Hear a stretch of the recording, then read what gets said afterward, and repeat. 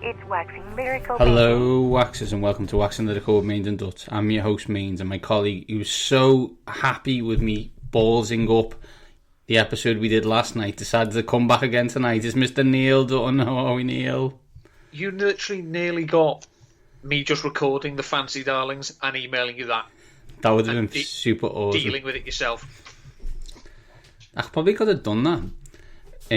For those who it's Friday, we don't record on Friday. We're recording on Friday because we recorded for 45 minutes yesterday, and Neil's audio didn't work throughout the whole show. Some would say that was my fault. Though some people would be right, as all Neil ever does is press answer on a Skype call, so therefore clearly my fault. So let's do this again. This time in super slow mo. This week. We will plug into the mains. We're going to talk about 1995-96 Premier League teams. We're going to talk about a team that we wish were dead but aren't. Neil will then talk fancy darlings and losers, and then we've got fantasy predictions bound to go wrong. Mine this week, using stats. Instead of what I heard described the other day as gastrointestinal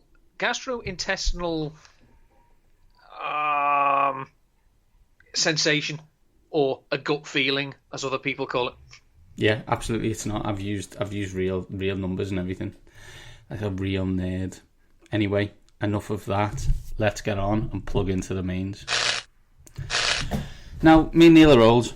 Neil's older than me. That's cool, but not by much. Only 14 months. Not that we're counting or anything like that. It's actually 14 months and 16 days.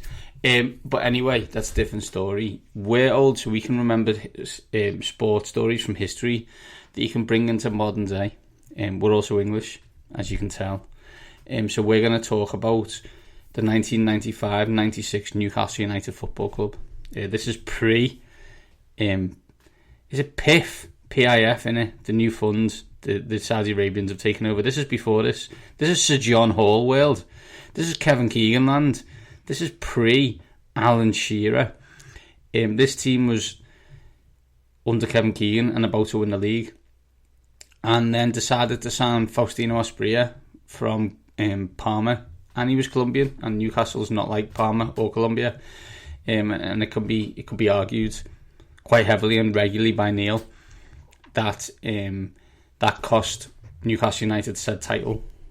We bring this up as right now we're in the midst of a two-game skid for the Los Angeles Rams, who in the past 2 weeks have signed Von Miller, and more importantly for this story, Odell Beckham Jr. And I guess the question is, Neil, is it a little bit too much from the LA Rams that has caused this little hiccup? Well, yeah. I mean, as we remember, that 95-96 Newcastle team, to borrow a phrase from Rotopat, they were the prince that was promised. You know, they were going to win the league, and they were going to do it in a gloriously offensive fashion. You know, they were going to outscore teams. They were the classic: you can score 4, we'll score 5. People, you know, some historians looking back think maybe that defensively they could have tightened up a little bit, so maybe they just needed a big splash at centre back. But instead they went and signed Faustino Asprilla, wedged him into the lineup, moved Peter Beardsley back into midfield, shoved Rob Leigh out to the right-hand side and dropped Keith Gillespie. Yeah, it was not a good idea. The offence began to... It lost some of its vim, and ultimately they ended up taking the title to the last game of the season but still not winning it. The LA Rams were cooking. They were going along very nicely. Then they brought in Von Miller, thinking, well, he could supplement what's already a pretty talented defence.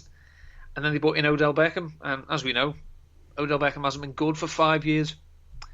No, I'm not blaming him. I think Neil, we do need to talk about that, because I think there is a narrative around Odell Beckham Jr. that Odell Beckham Jr.'s always been productive, and that's just not the case. And as you quite rightly point out, has not really been consistently good in the NFL for a vast number of years, whether that's due to injury or situation. Yeah, I mean, he came in and, you know, he came in and it was a bit of a slow start because he was injured for those first 4 weeks of the season, and then eventually he did get in, and obviously he was a rookie sensation. Started with that catch, obviously, against Dallas on Monday night. But if you look at his career stats, as a rookie, he averaged 108 yards per game. That's in 12 games, so that's no jive.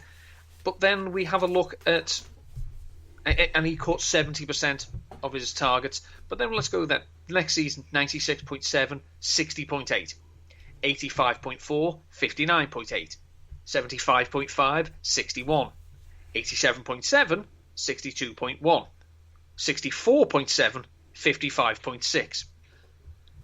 As a Cleveland Brown, he averaged 54.7 yards per game and caught 54.3% of his targets. That's not good. His yards per target as a member of the New York Giants was 8.8. It was 7.6 as a Brown. He was not good and has not been good, I say, since he averaged 13.5 yards per touch, leading the NFL in 2016, the last year he made a Pro Bowl. He's not been good since. Now, I'm not saying he's the reason the Rams are broke, but I think people were thinking, they binned off to Sean Jackson. So now Odell Beckham comes in, and they've got Cooper Kupp, Robert Woods, Odell Beckham. Well, it was never going to work that way anyway. And then Robert Woods gets hurt. I do not think this iteration of Odell Beckham can make up for what they are going to lose in Robert Woods not being there, because Robert Woods does the dirty work. This has always been in its best form a run first scheme, right? And Robert Woods was excellent at blocking, and Odell Beckham is not. And in theory, I haven't necessarily got a problem that he's not good at blocking, because that's never really been what he's been asked to do. But if he's asked to do it here, I do think that's an issue. You know, Robert Woods is a massive injury for the Rams in the way they play. Now, he is a very good wide receiver, but he's an exceptional wide receiver in the Rams scheme and the way the Rams play. And even with Odell Beckham Jr. there, I don't think Woods was going to lose snaps because of that. So I also don't believe that Odell Beckham Jr. is actually going to replace Woods per se, because I don't think he does the same things that Woods does. No, the thing that you have to remember is that if you're going to construct a dream team, screw you, Vince Young, it's easier to do it at the start of the season, well, during the off-season, during training camp, mini-camp, OTAs, because then you can get everyone on the same page. Bringing in a player like Odell Beckham to play in your scheme during the course of the season, and Von Miller, Von Miller, is expected to come in and be a world beater. We don't know if he's going to be yet. Jody is a long way out from coming back in. Mm-hmm. But expecting him to come in and pick up this scheme, considering that in the past people have lamented the fact that Odell Beckham pretty much does what he wants on the field, and this can annoy and throw off his quarterbacks.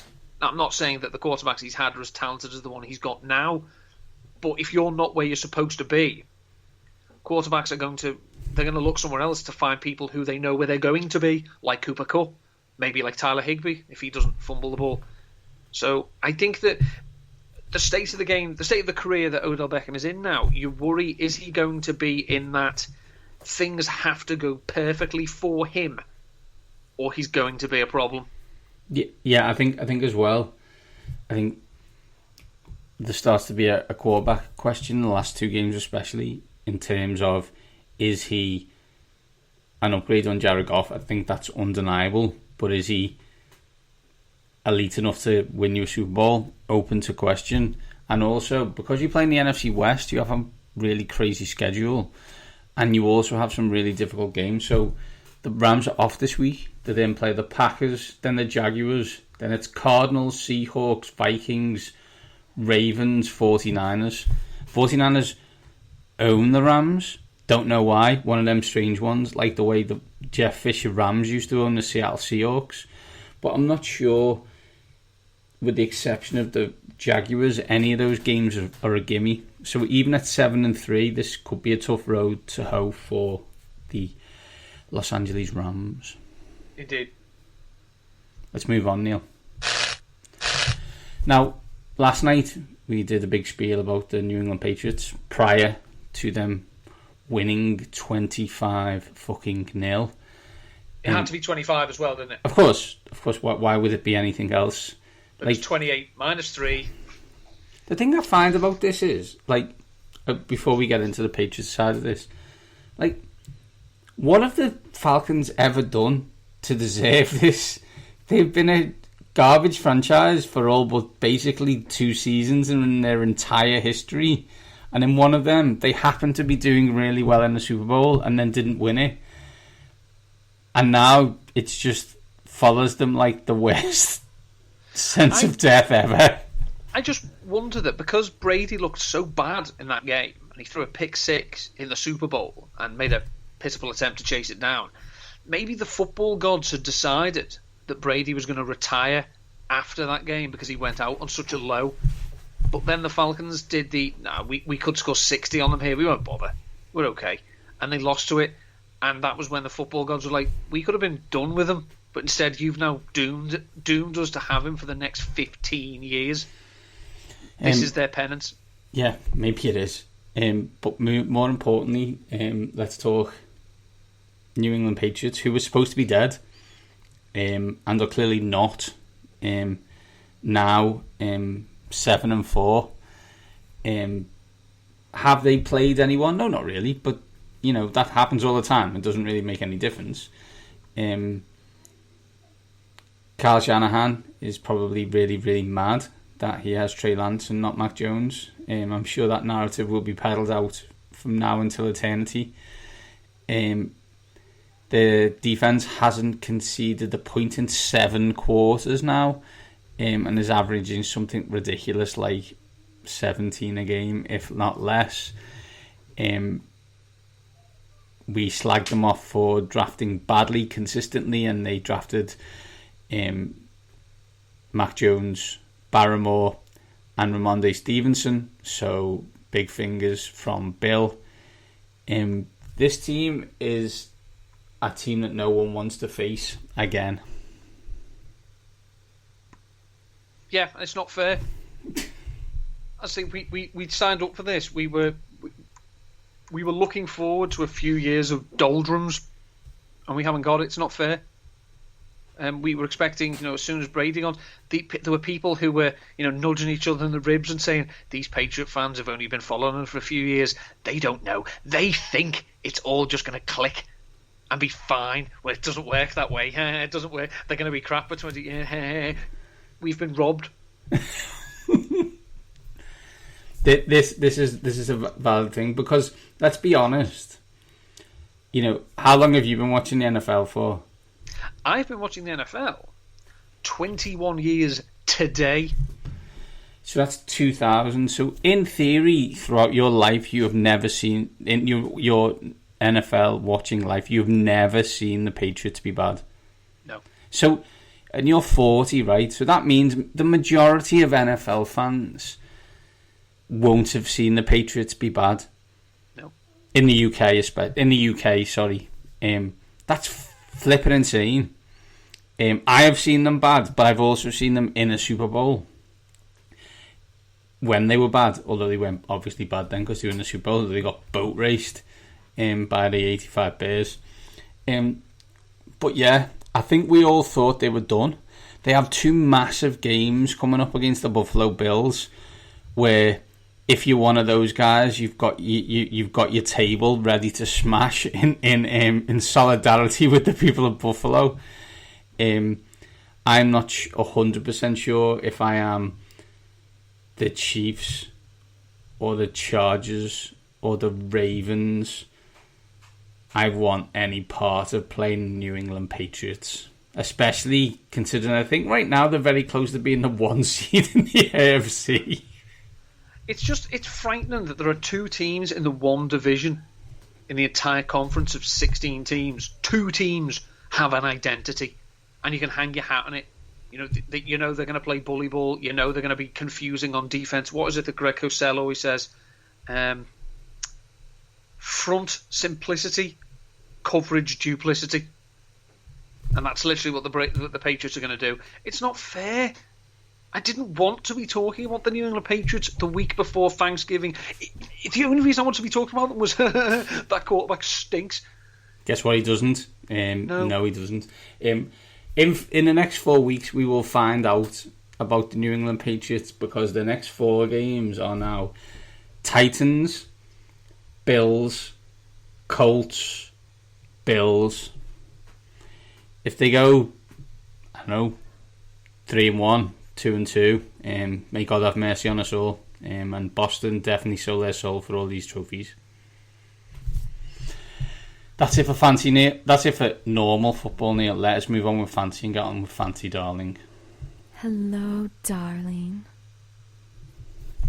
Neil, last week you gave us... As people remember, I didn't do it last week. No, you did. I've got it here. You went 1-3. You did 4 picks. Last week you decided to pick a quarterback in the Philadelphia Eagles versus Denver Broncos game. You decided not to pick the one who's leading the league in quarterback rating over the past 3 weeks. You chose Teddy Bridgewater, who threw for 226 yards and no touchdowns, 7.53 points. He was quarterback 23. That's a loss, by the way. You also picked Pat Frymouth, 5 catches for 31 yards, 6.1 points in a loss. In a loss to anybody who watched that game, as it was quite easily the worst game of NFL shown in colour. I think it was one of the worst things I've ever seen. I don't mean NFL game. I think literally anything. And I watched a guy thing in the pictures. Ooh, have you ever seen Marley and Me? That was worse. That's a terrible film. Next, you picked Marvin Jones. He had 2 catches for 35 yards. Loss. You did pick Dan Arnold though, tight end. I will keep doing so. I know, yeah. 5 catches for 67 yards and a 2-point conversion. That's a win. He was tight end 7, by the way. I won't tell you what Pat Frymouth and Marvin Jones were, because they were really, really low. And I can't count that high. Neil, this week, who is your first pick?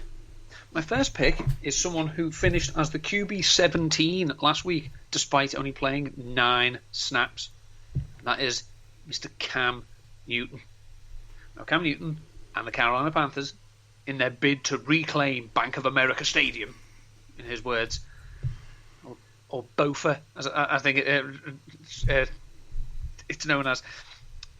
Washington is not a good matchup for quarterbacks. Sorry, it's a great matchup for quarterbacks in fantasy. And people can say what you like about Cam Newton's passing acumen. However, let's just look at his game log from last season. He had 1, 2, 3, 4, 5, 6, 7, 8. He had 9 games last season in which he did not throw a passing touchdown. And do you want to know his finishes in some of those games that he didn't throw one? Please, of course. Quarterback 7, quarterback 13, quarterback 31, quarterback 9, quarterback 9, quarterback 33, quarterback 31, quarterback 29, 33. He still was fantasy relevant in half of the games that he threw where he didn't throw a touchdown, because he runs for them. He just happens to be the most effective goal line rushing quarterback of all time. So he's probably got pieces in play around him that he can just about fire up that aching shoulder of his. But as soon as they get near into the red area near the goal line, it's Cam time. He's back. He is, and according to Matt Rule, he will take the first snap. I assume that means he's the starter, but that's really weird. If you actually look, interestingly, and I remember at the time, friend of the podcast, Tony Esposti, did point this out. If you go back and look at LaShawn McCoy's game logs on Pro Football Reference, one of the games he is listed as halfback quarterback, because the first snap of the game, he took a wildcat snap from behind centre. So technically, he was the starting quarterback. Love it. Neil, who is your second pick this week? Second pick this week is Mr. Adam Troutman, the superhero we didn't know he needed, and one of the more recent inclusions to the MCU. Have you watched The Boys? No. Then you won't get the Troutman joke, but watch The Boys. No. Dr. McCoy in it.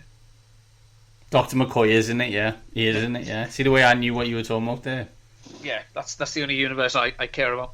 Screw you, Paramount, by the way. I was going to say, yeah, but you can't watch it, so does it even exist more because you haven't got Paramount Plus? No, so thanks a lot. I've only got these 35 years of memories to live by. Thanks, Paramount, you vermin. Anyway, Adam Troutman, last 4 weeks, is averaging 5.2 targets per game, and that's been 3, 5, 7, and 6. So he's starting to become a big part of it, especially with someone like Trevor Siemian, who I think we can agree is slightly limited. So he needs a security blanket, and their wide receivers. Oh my God, this is bad. This is really bad for the Saints. Quite simply, Adam Troutman couldn't ask for a better matchup this week. They're playing the Philadelphia Eagles. The Eagles have allowed the most receptions, receiving yards, and touchdowns to tight ends this season. They've given up 75 for 733 and 8. Teams have targeted their tight ends on nearly 30% of their targets when facing the Eagles, and the Eagles have given up 7.8 yards per attempt along the way. Troutman is available. I haven't got the exact number, but it's, I'm pretty certain it's close to absolutely everywhere. So if you need a tight end streamer, you can go out and get him. Unless, of course, you're in one of those leagues where, stupidly, someone took him ahead of Travis Kelce. But I don't think there's many of those leagues around. Who was your final pick, Neil? Final pick is not one man, it is but a unit. And that is the Miami Dolphins defense in their matchup against the New York Flaccos. Let's look, by the way, just before you do this, my boy Taib Abu is trying to peddle a narrative that the Steelers versus the Lions game is going to be challenged by this game as the worst game in the NFL. I'm not having it. He's got a long way to go. Although right now Taib is tweeting about the fact that Tim Boyle is starting for the Detroit Lions in their next game. So, maybe he's drunk. Yeah, maybe. Bless him. So, this year, the New York Jets, 21.4% of their drives have ended in a turnover. 21.4%. For those who are not good at percentages, that means 1 in 5 it ends in a turnover. Yeah. So this will surprise you that leads the NFL. 28.2% of their drives end in a score. That's the 4th lowest in the NFL. And they've also, the plethora of quarterbacks they have thrown 18 interceptions this season. That leads the NFL. Now, the Miami Dolphins defense, which did a number on Lamar Jackson last week, and, Lamar and Joe Flacco, they're not the same player. We've seen that their players are getting back to health, and the Dolphins defense is starting to look a bit more like it's supposed to look last year. So this year, the Dolphins have had multiple turnovers in 5 of their 10 games. They blitz at the second highest rate in the league, 38.2%. Someone tracked that last week against the Ravens, they lined up and sent 0 blitzes 40 times. They love a cover 0, they love it. Oh, can't get enough of it. The Dolphins have 52 quarterback knockdowns this season. That leads the NFL. They've had 109 pressures, second, and they've had 55 passes defended. That's first. Why are they shit then? They've not been healthy. Just not shit. Xavier Howard's been hurt. Byron Jones has been hurt. The boy Holland, who was a beast last week, has been hurt. These pieces are all coming back together, so their defense looks better. Now, a reason why all these blitz figures are bad news for Joe Flacco is because last season, when he played for the Jets, his completion percentage dropped to 45.5% when he was under pressure, and it was 50% when blitzed. Well, I've got news for you, Joe. You're going to get blitzed. Yeah, pray for Joe. He might need your help because he doesn't believe in vaccinations. Anyway, enough of that. Let's move on and talk about Fancy Loser.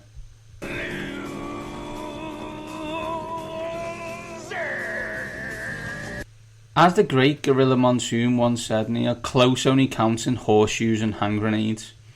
And you were close last week. You said that Adam Thielen wouldn't be a top 36 wide receiver. He was wide receiver 34. 5 catches for 65 yards. It's a loss, sorry. It is. You're still in making money for people. Not that people bet this because you can't. 6-4. Who is your fancy loser this week? Well, I do not believe that Russell Wilson is going to be among the top 12 scorers at quarterback. And I'm not just basing this on the fact that he was bloody awful last week. Neil, do you want to play a game? Always. Who is his offensive coordinator? Shane Waldron. Where did Shane Waldron come from? He came from Sean McVay's contacts. Who is Russell Wilson's head coach? Pete Carroll. What does Pete Carroll like to do on offense? I know he likes to chew gum very, very aggressively, and he also likes to run the ball. So if I told you before the start of the game that I was unable to take a snap under centre because my finger hurt too much, even though I'd done 19 hours of rehab for 5 solid weeks a day, 19 hours a day, you'd probably say, get the fuck out of here, Russell, I'm going to play Gino, right? Logically, yes. And then people might say to me, well, why would you do that, Paul? Because Gino's not as good as Russell. But is he better than 0 fucking points? I'm going to have to check that. Okay, you check. While you're checking that, you can carry on with your stats. Okay. Obviously, it's a big game this week. I expect, if maybe if he's just scaled back the rehab to 17 hours a day and maybe get a couple of extra hours sleep. I don't know. I'm not a doctor. I'm also not a weirdo who thinks water can solve concussions, but I digress. Why are all quarterbacks weirdos, though? Why? What is it in their narrative to make them fucking weird? I think it just becomes part of the mindset that you have to be a quarterback. You need to be the leader. You need to be the winner. And because no one ever tells you no, they don't rein you in when you start spouting utter bollocks. Yeah, okay. There's a tweet, I'll have to dig it up. It's one of Denny's, and it's the average quarterback tweet, the average running back tweet, the average tight end tweet, and the average wide receiver tweet is something like, was it, time is the enemy and he carries a big sword? And it's just like, whoa, hang on, what is this? I'll find that and send it out. The Seahawks obviously have not a must win, but a big game against the Cardinals, and the Cardinals this season have only allowed quarterbacks to average less than 15 fantasy points per game. That's not going to get it done. So if you've got Russell Wilson, temper your expectations. Yeah, and if he can't go under centre, pick a different quarterback. Sorry. Anyway, that's enough of that. Let's get on to fancy predictions. Bound to go wrong. Yeah, we suck at this. We're 0-20. We're supposed to suck at this because it's supposed to be like a massive prediction, but whatever. Yeah, this is bold. Yeah, exactly. I picked Tom Brady to be QB1 last week. It was QB14, 220 yards, 2 touchdowns, 2 interceptions, and a loss. Which concerns me because you picked Cam Newton earlier against said Washington team, although there are more injuries on that Washington outfit now. You picked Najee Harris. See, because we're doing this again, no one will know that I said Damien last night. As RB1 against the Lions, logical. He was actually only RB11. He was 105 rushing yards and 4 catches for 28 yards. If he could have got in the end zone, might have been there. But he didn't, so he wasn't. Neil, I'm going to pick mine.